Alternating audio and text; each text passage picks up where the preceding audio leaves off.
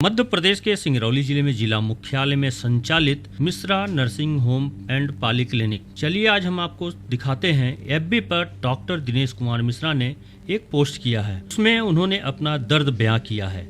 आइए सुनाते हैं आपको कि उन्होंने क्या पोस्ट किया है। हम जैसे लोगों के लिए प्राइवेट नर्सिंग होम चलाना बड़ा कठिन होता जा रहा है। कभी कभी तो लगता है कि प्राइवेट नर्सिंग होम चलाकर हमने दुनिया का सबसे खराब काम किया है। आए दिन ऐसी घटनाएं होती हैं जिसमें मन टूट जाता है। मरीज जब भर्ती होता है तो चाहता है कि उसको अच्छी से अच्छी सुविधा मिले, डॉक्टर और नर्स उसके पास हमेशा खड़े रहें, और जब छुट्टी होते समय पैसा देने का समय आता है तो उसको लगता है कि उसे लूट लिया जा रहा है। दुर्भाग्य से अगर मरीज की मृत्यु हो जाती है तो चाहता है कि उसके ऊपर आने वाला खर्च ना लिया जाए, बल्कि उसको वापस पैसे दे करके घर भेज दिया जाए।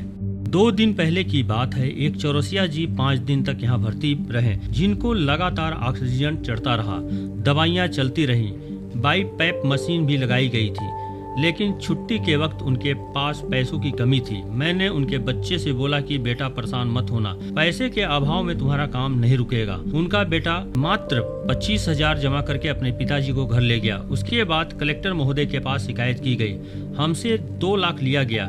इसकी जांच में बात झूठी पाई गई। इसी तरह कुछ दिन पहले गढ़हरा का एक मरीज रात में 1 बजे के आसपास आया, जिसका ऑक्सीजन लेवल 60% के आसपास था। मैंने उसको उसी वक्त बोला कि मेरे पास इस मरीज के लायक व्यवस्था नहीं है, बेड भी खाली नहीं है, आप इनको कहीं बाहर लेके जाओ या फिर ट्रामा सेंटर में भर्ती कराओ। परंतु वह व्यक्ति लगातार अनुमोदन विनय करता रहा, जिसकी वजह से मानवताओं को देखते हुए हमने उसका हर संभव प्रयास करके इलाज शुरू किया।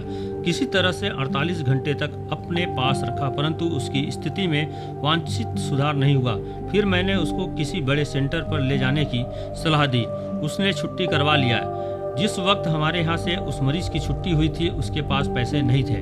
मैंने उसका सारा बिल हमने माफ कर दिया, परंतु उस महान भाव ने कलेक्टर महोदय से शिकायत किया कि 80,000 लेकर हमारे मरीज को भगा दिया। यह सब सुनकर कितना दुख होता है। जिस मरीज से हमने 1 पैसा नहीं लिया, सारा बिल माफ कर दिया, वह भी इस तरह की शिकायत करता है, जबकि भर्ती के वक्त ही मैंने सारी बात उसको समझा दी थी और उसकी वीडियो रिकॉर्डिंग भी मेरे पास सुरक्षित है।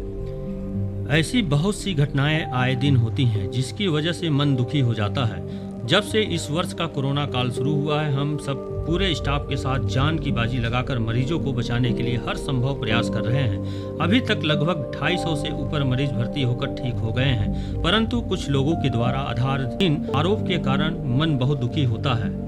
रेमडेसिविर इंजेक्शन को लेकर के भी हमारी शिकायत उच्च अधिकारियों तक की गई और बताया गया कि मैं इंजेक्शन को ऊंचे दाम में बेच रहा हूं। दूसरी तरफ सच्चाई यह है कि शुरुआती दौर में जो इंजेक्शन दिए गए उसको हमने मरीजों को निःशुल्क दे दिया, जिसके लिए बाद में हमें 95,648 रुपये अपनी जेब से भरने पड़े, क्योंकि जिनको इंजेक्शन लगे थे उन सब की छुट्टी हो चुकी थी और उनसे एक भी पैसा इंजेक्शन के दाम का नहीं लिया गया था। छुट्टी के बाद उनको फ़ोन किया गया तो सभी लोगों ने पैसा देने से मना कर दिया और उनके अपने अपने तर्क रहे हैं कि हमें तो अमुक व्यक्ति की सिफारिश के कारण मिला है, मैं पैसा क्यों दूं।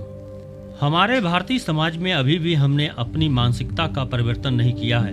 हम स्वयं से बहुत सारा पैसा कमाते हैं और उस पैसे का उपयोग जमीन खरीदने में, प्रॉपर्टी बनाने में, बच्चों को पढ़ाने लिखाने में, बड़ी बड़ी गाड़ियां खरीदने में, सोना चांदी और गहना खरीदने में खर्च करते हैं। बहुत सारा पैसा हम दूसरों की मदद करने में, दान करने में और दोस्तों के साथ मौज मस्ती करने में खर्च कर देते हैं। लेकिन हम में से कितने ऐसे भाई बंधु हैं जो दावे के साथ कह सकते हैं कि अपनी कमाई का कुछ हिस्सा बीमारी और इलाज के लिए भी रखते हैं, क्योंकि धरती पर मनुष्य आया है तो बीमार भी होगा और एक दिन उसकी मृत्यु भी होनी निश्चित है। इसके लिए हम अपने आप को तैयार क्यों नहीं रखते? जब हम किसी कार्य के लिए मानसिक रूप से तैयार नहीं होते हैं और वह कार्य हमको मजबूरी में करना पड़ता है, उसके लिए खर्च किया गया धन का 1 रुपया भी बहुत ज्यादा लगता है। यही कारण है कि आज हमारे देश में चिकित्सा व्यवस्था को इतनी गालियां सुननी पड़ती हैं। सरकार को निजी अस्पतालों के संचालन हेतु एक विधिवत नियमावली बनानी चाहिए। अलग अलग कैटेगरी में बांट करके उनका रेट निर्धारण करना चाहिए। साथ ही साथ वह पर कार्यरत doctor, nursing staff, paramedical staff सभी के लिए भी सरकार की तरफ से कुछ न कुछ सहयोग और सुरक्षात्मक योजना बनानी चाहिए। इसके अलावा प्राइवेट नर्सिंग होम को आवश्यक वस्तुओं की सप्लाई, बिजली, पानी एवं अन्य सभी चीजों का रेट भी कम से कम होना चाहिए। निजी अस्पतालों पर लगने वाले टैक्स में भी छूट होनी चाहिए, तभी व्यवस्था को पटरी पर लाया जा सकता है। प्राइवेट नर्सिंग होम निसंकोच मरीजों की मजबूरी का फायदा उठाते हुए बहुत ज्यादा पैसा चार्ज करते हैं, परंतु इसके पीछे के जो कारण होते हैं उन पर भी गौर करने की आवश्यकता है।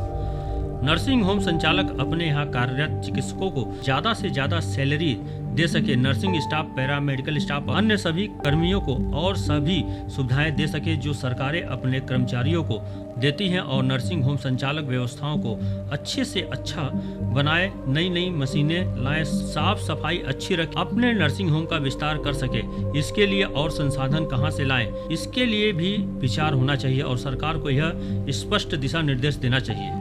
मरीज चाहते हैं कि उसका बढ़िया से बढ़िया इलाज हो, हर समय डॉक्टर और नर्सिंग स्टाफ उसके पास खड़े रहें। गंभीर से गंभीर बीमारी में भी मरीज की मृत्यु नहीं होनी चाहिए, लेकिन पैसा ना देना पड़े। निःशुल्क सुविधा इतनी अच्छी हो, यह कल्पना हम कैसे कर सकते हैं? इस पर हम सबको विचार करने की आवश्यकता है। हमारे समाज में बहुत से ऐसे लोग हैं जो छोटे छोटे कार्यक्रम जैसे जन्मदिन समारोह, सालगिरह समारोह, बच्चों की छठी, मुंडन संस्कार और तमाम ऐसे छोटे छोटे अवसरों पर लाखों रुपए पानी की तरह बहा देते हैं, परंतु जब वे बीमार होते हैं, अस्पताल में जाते हैं तो वहाँ पर उनको 200 रुपए फीस देना भी महंगा लगता है। निजी नर्सिंग होम में कार्य कर रहे स्टाफ भी चाहते हैं कि उनका कैरियर ग्रोथ, नर्सिंग होम का संचालन चाहता है कि उसका हॉस्पिटल ग्रोथ हो और मरीज चाहता है कि उसका पैसा ना लगे। सभी के बीच में सामंजस्य स्थापित कैसे हो सकता है? और हाँ, हमारे चैनल को सब्सक्राइब करें, घंटी का बटन दबाना न भूलें, जिससे नई अपडेट आपको समय समय पर मिल सके।